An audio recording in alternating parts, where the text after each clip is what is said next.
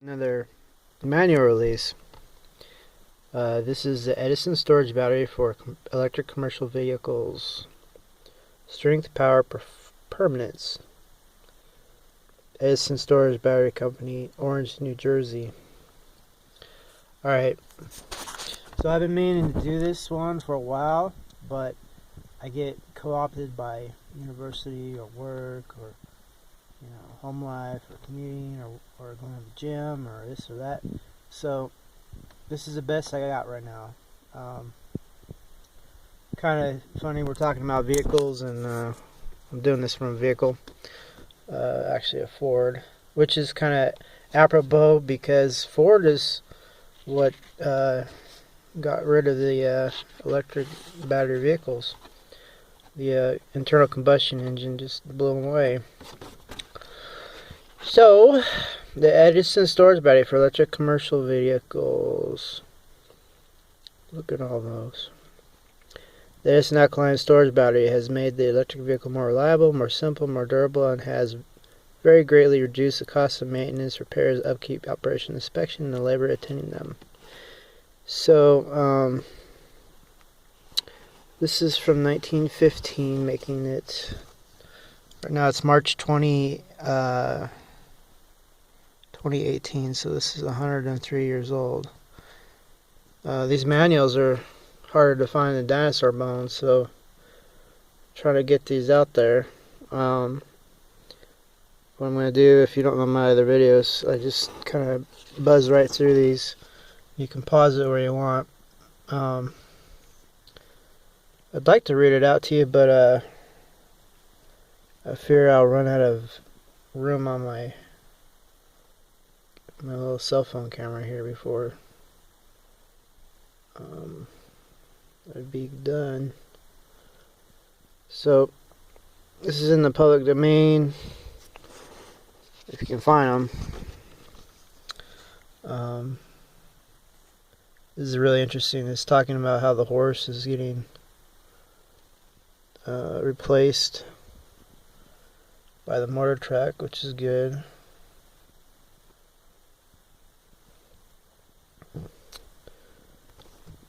The electric vehicle is better, at least in town. So they knew that back in the day.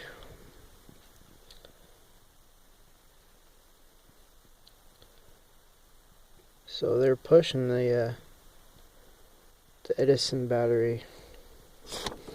Now I actually have Edison batteries, the originals, and they are pretty nice. I'll do some more videos on those when I get them up and running.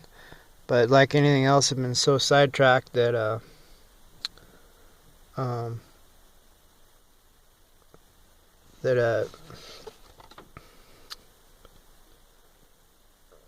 can't hardly even do anything that I want to do. I'm always doing stuff for other people.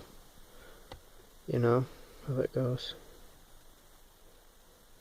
So I'm doing this for you people now. Haha, see? And for myself. When I first learned about Edison nickel iron batteries, there wasn't too much to go for. Just scraps here and there. So I'm looking to solve that problem. Most people, probably about 9% of the world's population, doesn't know about these. Trying to alleviate that. Now with Elon Musk and his batteries, he's actually following in the footsteps of Edison. Except Elon Musk is actually manufacturing vehicles. Edison made a couple, but mostly he sold batteries to independent manufacturers. So this is the most important part of this book, I think, if you ask me. Steinmetz. That's him. Anyway.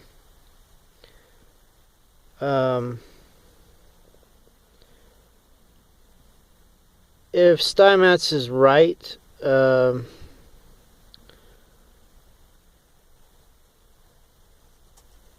it has no definite life. You see that?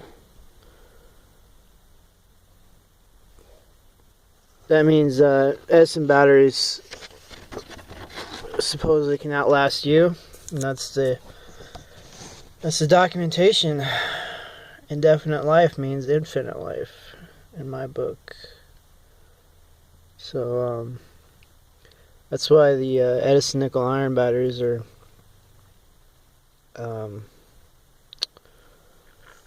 top of the line, if you ask me. They're not as efficient, but who cares? They last, and they're not full of toxic junk.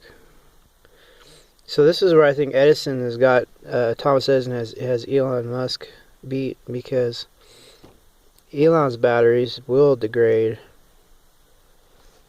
slowly but surely. Oh, look at all this.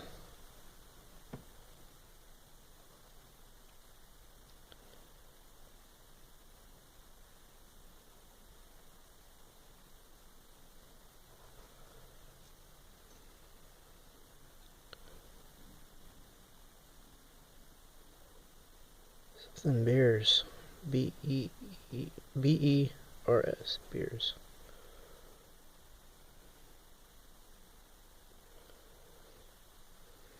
Get a ladder truck or something.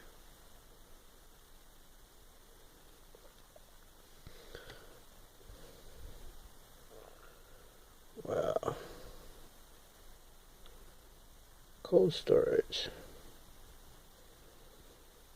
That's a lot of battery powered vehicles, you know? There's some batteries. Now, there's, we need to know that there's different types of Edison batteries. What I'm referring to is nickel iron, known as storage batteries. The other type of battery is primary batteries, which are like starting batteries for, like, you know, your vehicle. Storage batteries are longer lasting but less amps, and on and beyond that, nickel iron batteries, when Edison passed away, the company started developing, in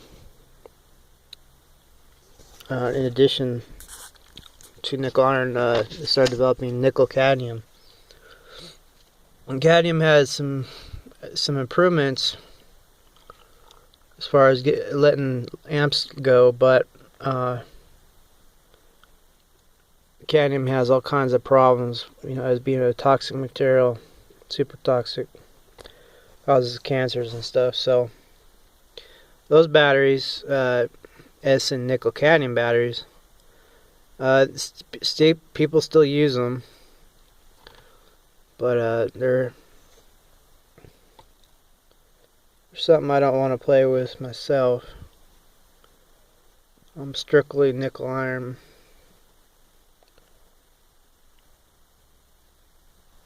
Hopefully. So basically, these batteries survived a wreck, car wreck. Ooh, I gotta hurry up or this video will be too short. The content. So these are pretty rugged batteries. Oh, look at that. It's a fancy looking rig.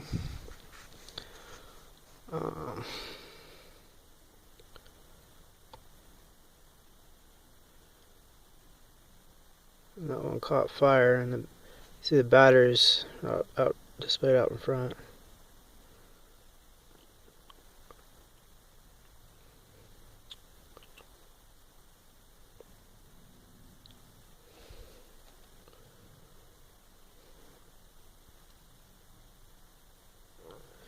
So, just in general, there's a blog post saying that if you study Edison's patents, and then there's another guy, from Scandinavia, his patents too, that you may or may not know that Edison batteries have distilled water and potassium hydroxide and lithium monohydrate in them, in the electrolyte. But what happens is that electrolyte absorbs carbon from the ambient air, and eventually sucks in so much carbon that it disables the battery. And so what you can do is change out the electrolyte and have a reusable battery. But then there's cases where there's so much carbonization and stuff, you just can't merely change out the electrolyte. The carbon is formed inside the case itself, the metallic case, the jar, and due to that, anyway, let me try to talk faster. Hold on. So anyway, this blog post said if you study the patents, and I haven't done it to that thoroughness yet, I might have to. I want to do that. I'll make a video, hopefully, if I'm not sidetracked too much. But at least discussing it. I don't know about attempting yet. But anyway, the blog post said if you take the positive and negative poles and make them one pole, and then use the metal case as a... I'll have to read it again. I don't want to give crap information, but I think the two poles, the positive and negative, are put into, I think, I don't remember. Basically, you combine the two poles, positive and negative, and make them into one pole, and then the case is another pole. Now, I don't remember if it's a positive pole or negative pole. In the case itself, I'm sorry, I don't remember. But I'll do more info on that. Hopefully, there's someone doing some figures over 100 years ago.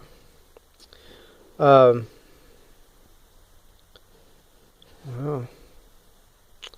So, anyway, if you do that, the contamination, the carbon contamination, will jump out from the case, inside the case, into the electrolyte.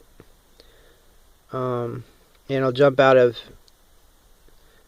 These are the prices. Wow, it's hard to find prices. The different ones. So I'll go over this a little bit more. I have some A6s, some A4s, and some A10s. A4Hs actually. And then I got a couple other different versions of stuff. Let's see. Oh, last page. Okay, the last words on the last page. So these are really small letters. I'll just zoom in. So anyway, the idea is you do the pole trick and the case trick, and you can get all the contamination out, zippity zap, and then replace the electrolyte, and you basically have a reset battery. Anyway, that person that commented on that, I'll have to verify it, but they said that the new Edison batteries, or the replicas and whatnot, the remakes and stuff that are in the plastic cases, you can't use a plastic case as a pole. So that might be quite a deficit to think about. But I see the metal case, use that as a, you make that into a pole, and then put these two terminals together and make that a pole. Don't ask me which if it's positive here and negative case, or positive case negative poles. I don't know. I haven't confirmed any of that, but that is a super duper hint, something to follow up on. So, Edison stores battery for electric commercial vehicles. Permanence, power, strength. So, anyway, so what am I saying? What am I trying to say? Hopefully this will help you out on your decision if you want to go with nickel iron or nickel cadmium, which are kissing cousins but a little bit more toxic. Or if you want to just say to heck with it and go with lithium. There's another tip to know. It's something very important. There's a guy. He made his own business. It's called Electrodacus, or Electrodacus, or what do you want to say. But he's got a solar MPPT BMS, solar multi-point power tracking battery management system, and then it'll run up to 8 lithium batteries, and he's got it set for different chemistries, the LiPo 4s and whatever, lithium polymer 4, I don't know, I'll have to check that out. But that's what I would do if I wanted a long-lasting battery. Do that with some electric vehicle batteries from present day, from like a crash rig, or someone wants to replace their old set. Do like that, get some surplus electric vehicle batteries from present day, either lithium or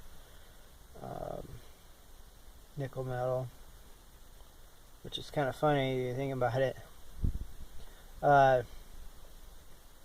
And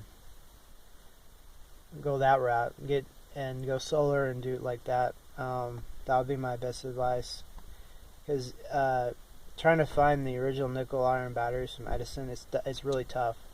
Railroads used them, but most of them opted for nickel cadmium later. So you can find them in nautical applications. They were used on a lot of ships and things. A lot of power generator stations, or lighting generators and stuff, out in the boonies where electric power hadn't reached, so a lot of farmsteads and stuff used them. So I got some, I guess they're from a forklift. That was the A6s. The A4Hs, probably from one of these original vehicles, electric vehicles, and then the A10s that I'm trying to get the last set of two. It was kind of a hard deal. Got 11 at once, and then I was supposed to get another 22. Well, sorry, another 12 or 13. But they're hard to ship for people, so that's what I'm running into. They'll ship them drained and stuff, and then you gotta mix up your KOH electrolyte, which I have another video on that. You can check it out. But so anyway, what I'm saying is it's difficult to get a hold of these, and the A6s I have are in really bad shape. We're talking rust holes and stuff like that. I got a few of them going okay, but they were definitely neglected. They're still rugged though, just like Edison design. So yeah, unless you have a good supply, or maybe the newer ones, or the plastic cases and stuff like that, you probably want to do that, or go lithium. Unless you're super patient. It took me like 2-3 years to find my nickel iron batteries, and they're expensive. They're pretty expensive. So just some considerations. But anyway, I'll label this video like, I don't know, first thing you need to know about electric vehicles or something, because these were the first vehicles, or something like that. And I may be making a encyclopedia with Edison nickel iron battery technology. I might do some other technology in there as well. I haven't decided, but basically I'm putting all the info I can find. It's all public to me. It's just hard to find. Compiling it into a big old digital reference, so people won't be lost in the sauce like I was. starting out. Got some good advice and things like that, but it's time consuming. It'd be better just to have a big old reference, you know, versus trying to sleuth it out for every situation. Okay, well, other than that, yeah, I'm glad you joined me. I'm glad you had the patience to stay attenuated here. I'll do what I can video wise. You know when I'll put out another video, if you subscribe and click the little bell notification. You probably know about that already. Alright,